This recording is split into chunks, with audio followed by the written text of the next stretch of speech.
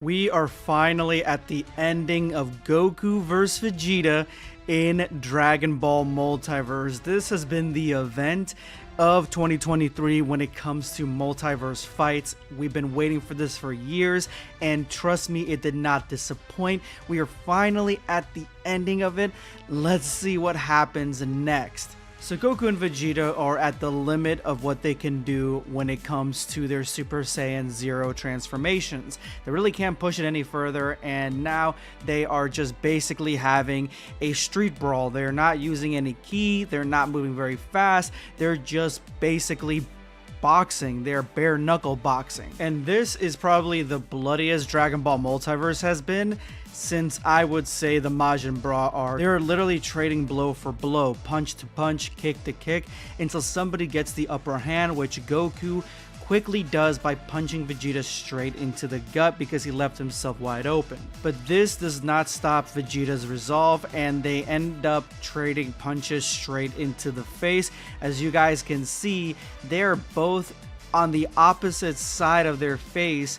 Both their eyes are closed on the opposite side here, so they are on equal footing, equal vision, equal attack, equal power, even though Goku did momentarily get the upper hand when they were using Ki Blast. It is now all or nothing, and they are both giving it everything that they have. Both punches connecting, both warriors realize what they must do next, and this is all happening relatively quickly, even though they're not using super speed. Remember, this is still Goku and Vegeta in their Super Saiyan 0 transformations without the aura or anything, but they're still pretty fast. So this is happening relatively quickly, and so the amount of time that both of them have to do to think about what to do next is astronomically fast, and they both smack into each other's domes, smacking both of them straight in the forehead. And they're still on equal footing. They're not letting up. They're still pushing each other back as much as they can until Vegeta gets a nice clean hit in, pushing Kakarot back, staggering him a little bit. It is now Vegeta's run. He can kind of do what he wants now since he's unevened the odds a little bit. Now he quickly goes in for another punch, realizing that Goku staggered, but a staggered Goku does not mean a weakened Goku, because he instinctively lifts up his elbow and cracks Vegeta's knuckles and his wrist, it looks like. We've not seen this sort of attack at all in Dragon Ball. Like, the choreography for this fight alone has dealt so much realistic damage. Like, this almost seems like we're watching a boxing match live on air. But this attack alone, like using your elbow to stop Vegeta's punch, and I mean possibly breaking his wrist, I would assume, is just something that we've never seen before in Dragon Ball Multiverse. And it's a good defense because Goku is using whatever he's got, and whatever he's got is his elbow. I feel like we're finally watching the fight between these two to the end that we've been waiting for and has been teased to us all the way throughout Dragon Ball and Dragon Ball Z and Dragon Ball Super. Vegeta's hand is momentarily out of commission, and Goku comes in with his own right hook because now Vegeta is really the one that is staggered. But Vegeta uses the only thing that he has left, and that is his own forehead, the hardest part of the skull. He slams it into Goku's hand, doing the exact same thing that Goku just did to him, causing a loud audible crack across the stadium, possibly breaking Goku's wrist as well. And with this punch being completely negated, Vegeta comes in with a left punch, punches Goku in the face not once, but if we're counting the amount of tatas here in the punching animation, in the punching sound effects, we have 1, 2, 3, 4, 5 punches all in succession, with one huge one coming in here. Left punch coming straight all the way in the back. This is going to be a haymaker, but because Vegeta left himself wide open with that haymaker and no way of defending himself with his right, because again his right wrist is completely cracked, Goku punches him with his left hand. And this is such a forcible punch. Like, look at Vegeta's face. That is a face of a warrior that has seen better days, and I think he counted victory a little bit too soon, because this could be a pivotal moment in the fight where Vegeta now is pushed back on the back burner and he could lose this fight just by this mistake alone. Vegeta stares at Goku, and you can tell by his stare, he's like, this is it. And as he falls backward, you can see Vegeta, he kind of has a little sly smile here, because he even realizes it to himself, like, this has been a great fight and I gave everything that I had, but in the end, Goku's timing, his strategy, the way that he deals with impacts, because he dealt with all those quick punches, this was more than Vegeta can handle alone, and he falls backward with only Goku standing now. And this looks to be the ending of the fight between these two titans. Like, I am so happy that we got to witness this, that we get to see the ending of this. It feels great to finally see who would win in this sort of fight, as opposed to Dragon Ball Super Superhero, where we don't really see the fight and we see Vegeta push Goku back slightly. Like, that fight, this fight, should not be ended that way. It should be ended sort of this way. I'm not saying with Super Saiyan 0, it could be Super Saiyan God or Blue or whatever, but it should be ended this way, with a full-on, I gave it my all, I now have limbs out of commission, I can't see, I'm bleeding from every orifice in my body. That's how this fight should go, not the way that Superhero depicted it. And now Goku is struggling to stay up. He gave everything he had to punch Vegeta out, and he's literally physically holding himself up. I mean, we all do, but he's forcing it. You can see here with his hand, he's forcing it as the timer goes down, because now Vegeta is out. Goku can't even see now. He's huffing and puffing. Everybody's like, what is going to happen next? Is this fight going to end right here and now? Is this going to end the same way that probably a lot of us bet it was going to end? And we were fooled a few times here and there, but this is the way that it was going to end. What is going on? And Goku, unsurprisingly from the beginning, but if you watch the whole fight, this is quite surprising with how often Vegeta had the upper hand, finally wins the match, and he's able to finally sit down with his entire family cheering that he won, Bra feeling like it was a little bit too close, and Trunks and Piccolo being like, you know, this is a good fight. They did everything they had, they gave it all they had, and at the end of the day, it is what it is. Goku had a little bit more to give, and it was a very fair fight in my opinion. Like, it was definitely in the top 10, I would say top 5 of all Dragon Ball Multiverse fights. So this is a very interesting moment here where 3 separate Saiyans are all thinking about this new form that Goku and Vegeta have mastered. And when I say Saiyans, I mean that loosely, because we have Bra here who likes this form so much because it doesn't give her that impulse, that surgence of Saiyan cells and Saiyan power that causes her to lose control.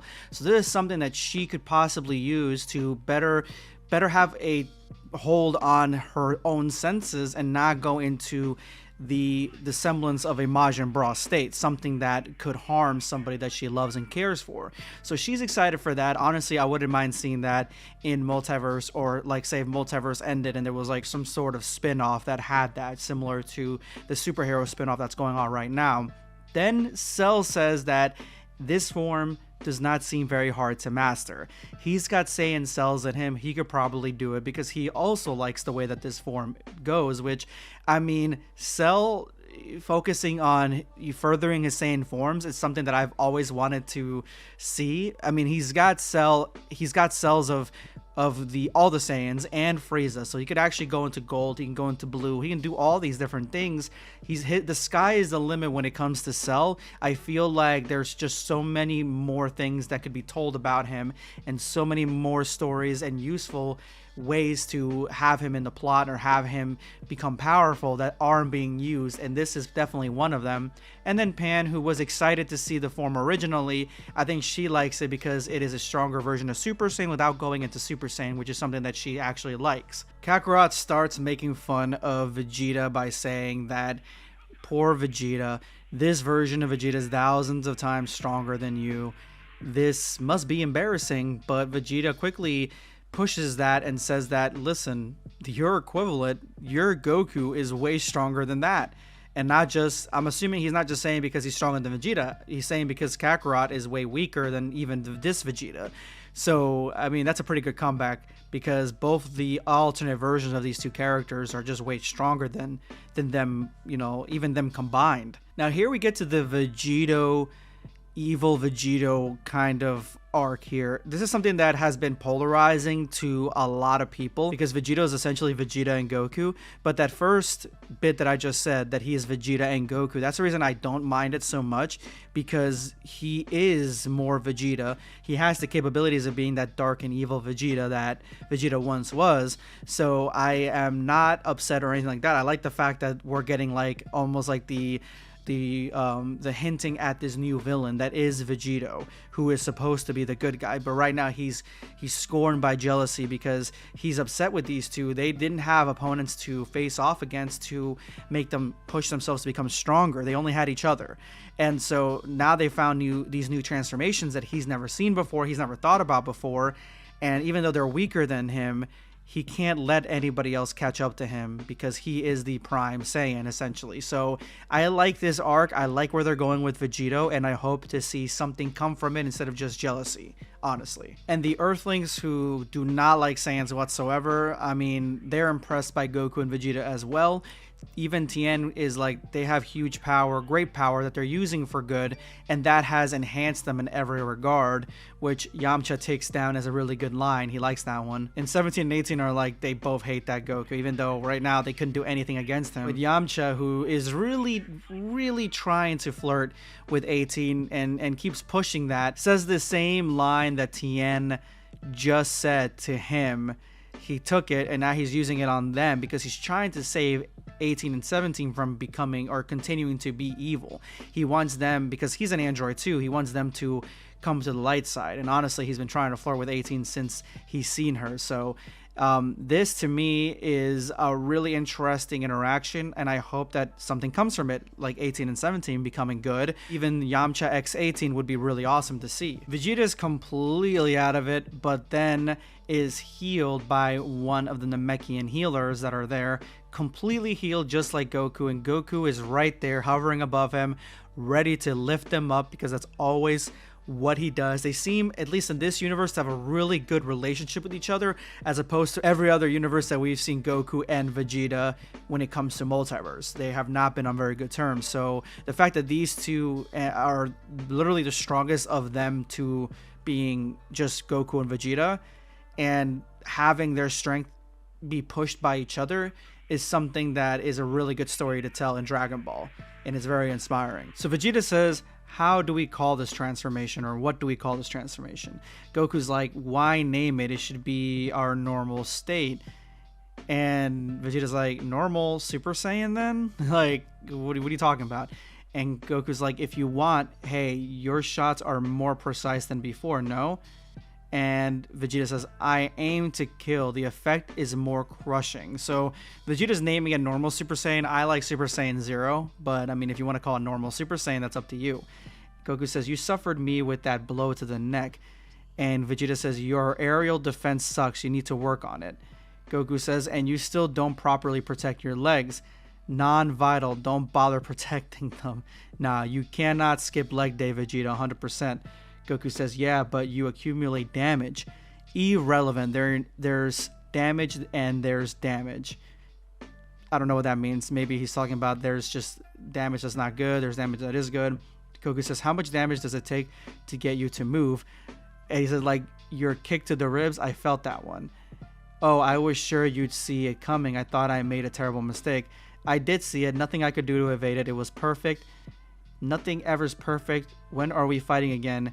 When you've worked on your aerial defense, which Goku had terrible aerial defense.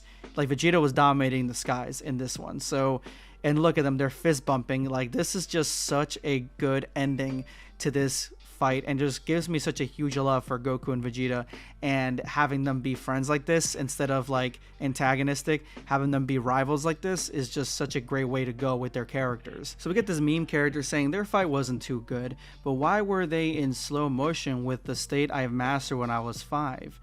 And then we have the Kais talking about the fight with fighters who have integrity. Everything's going well, no?